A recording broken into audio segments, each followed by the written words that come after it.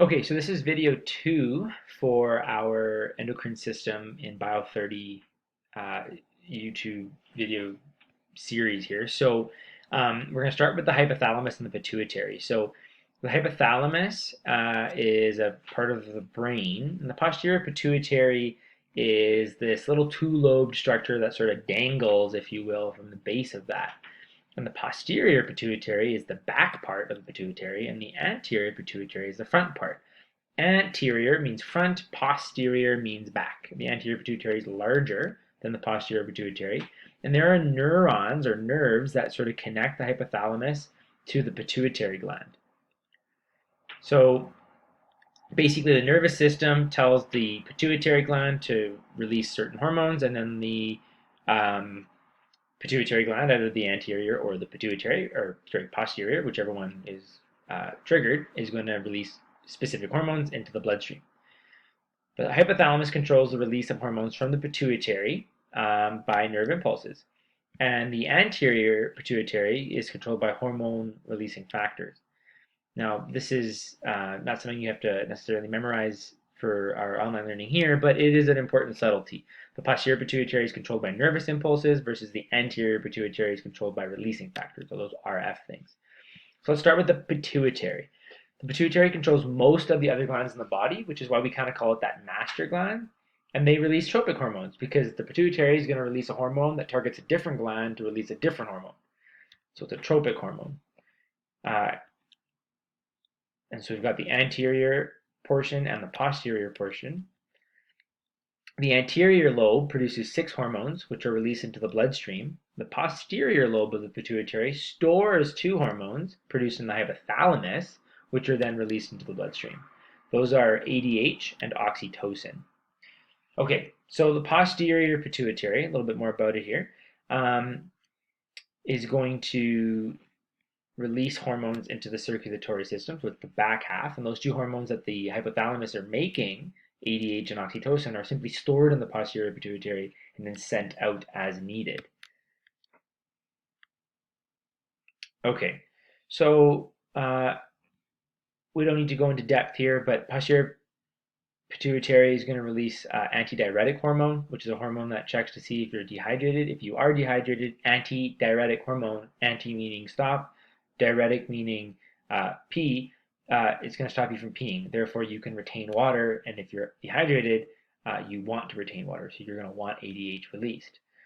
Posterior lobe is oxytocin. Production site is going to be again from the hypothalamus, and it's going to target the uterus and the mammary glands to initiate contractions. And that's all we'll say for that for now, because we'll get into that in much more detail in our reproduction unit. The posterior pituitary rate, like I said, releases both of these, ADH and oxytocin.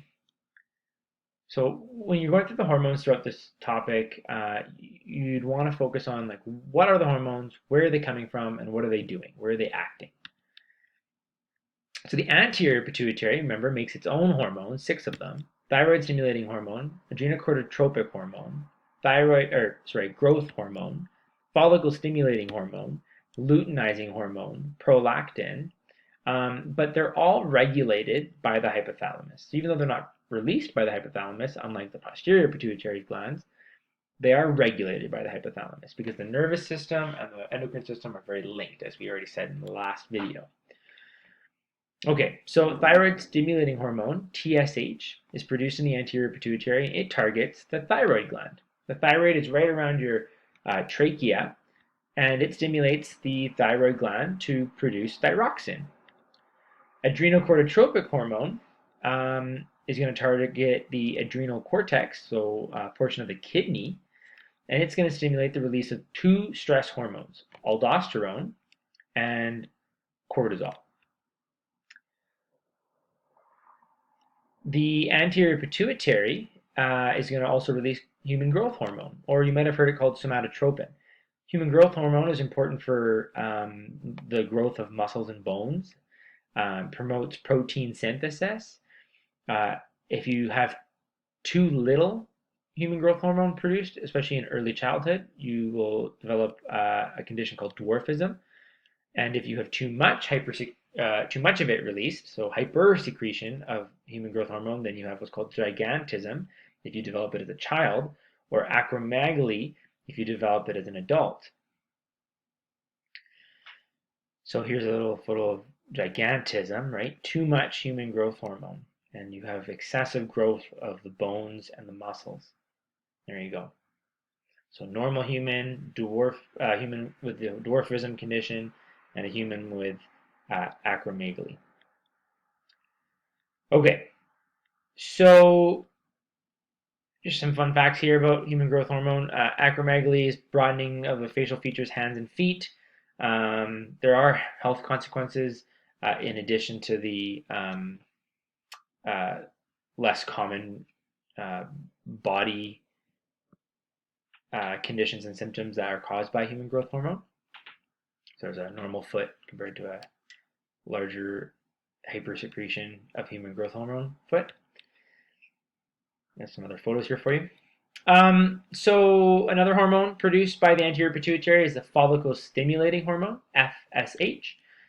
Its production site is, again, the anterior pituitary. It's going to target the ovaries and testes, so the follicles are inside of those two organs, the testes in men and the ovaries in women, and we will discuss these in far more detail in the next unit in reproduction. But too little follicle stimulating hormone means inhibited sexual development and or sterility in both men and women. Luteinizing hormone, LH, another hormone which we will go in far greater depth in our reproduction unit, and it stimulates the release of the egg as well as testosterone production in males. And again, too little will cause sterility in both men and women. Prolactin, another hormone we'll talk about in great detail in the reproduction unit, so don't stress about it now, but it is involved in stimulating and maintaining milk production in females during pregnancy. So the pituitary hormones, you can remember